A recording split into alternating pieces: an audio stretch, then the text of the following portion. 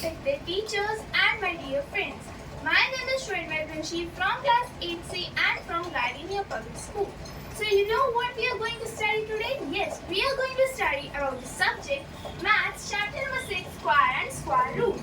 So first, to understand about square and square roots, we have to understand about the properties of square number that we are going to study in this video. So let's begin with the topic, that is properties of square number. So the very first property is the number which ends in 2, 3, 7 or 8 is never a perfect square number.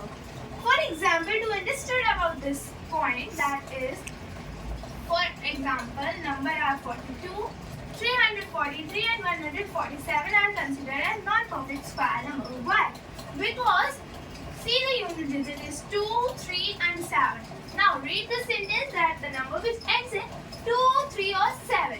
So 2, 3 and 7 is never a perfect square number. So these all numbers are not a perfect square. Now the second property is the number of zeros at the end of a perfect square is always even. It means that whenever the number of zeros are in a perfect square, they should be in an even number. For example, the square of 10 is 100. Now the number of 0 should be in even only, then it is only a perfect square number, that is even. 2 zeros are there, that is an even number. Now 500, square of 500 is 2,50,000 and 0 are in even form, means 4 zeros which are in even. Now the third is the square of an even number is always even.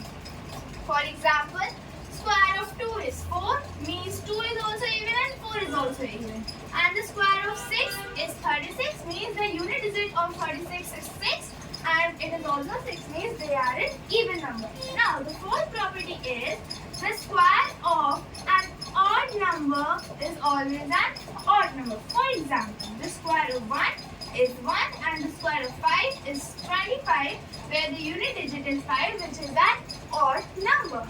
So now the last property is the sum of the first and odd natural number is n square. It is an property that the sum of first and odd natural number means first and odd natural number like 1, 3, 5 likewise is number equals to n square. If we have to find, it means, for example, 1 plus 3 plus 5 plus 7 plus 9 plus 11.